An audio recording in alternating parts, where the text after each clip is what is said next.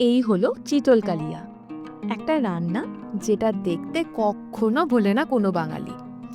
কিন্তু জানো, এই মাছটা রান্না করার আগে একটা কিন্তু কোর্ট কেস হয়েছিল। অভিযুক্তকে চিতল মাছ, দোষ কি টু মেনি বোনস, আরও দোষ কি খুব বেশি ঘটঘটানি। কিন্তু পরিণতি নট গিলটি। কারণ চিতল যেটা দেয় সেটা রান্না না, উৎসব। যেখানেই এই রান্না থাকে সেখানেই থাকে একটু বেশি বাড়াবাড়ি, ঘিয়ের গন্ধ, রসুন বাটা আর রসের গল্প থেকে যায়। 1972, আমার দাদুর ছেলেবেলা। গঙ্গা থেকে তুলে এনেছে একটা বড় চিতল, মোটামুটি 3 কিলো হবে। ঠিক তখনই বাড়িতে ছিল বড় বৌদি, আর সেই দিন থেকে রান্না হলো চিতল কালিয়া।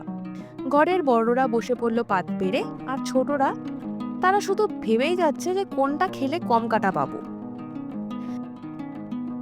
আজও যদি তুমি চিতল কালিয়া নিয়ে টেবিলে বসো, মনে রাখবে মাথা দেবে কিন্তু বড়কে, না হলে ফ্যামিলির হোয়াটসঅ্যাপ গ্রুপে রিপোর্ট চলে যাবে। আর যদি কাউকে পেছনে দেখো প্লেট নিয়ে দাঁড়িয়ে, বুঝবে ওরা চিতলের গাদাটাকে টার্গেট করছে। এই হলো বাঙালির একটা থ্রিলার। কারণ এই মাছের ঝোলের মধ্যেই আছে সন্দেহের ব্যাপার, নস্টালজিয়া আর স্পাইসের একটা সাইলেন্ট কম্পিটিশন।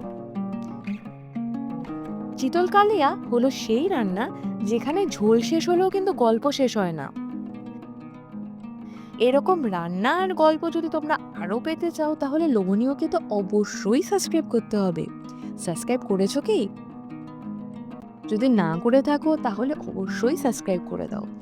আর রান্নাটা দেখতে দেখতে চিতল কালিয়াটাও বানিয়ে ফেলো তো। কমেন্টে কিন্তু অবশ্যই জানাবে তোমার বানানো চিতল কালিয়া কেমন হয়েছে।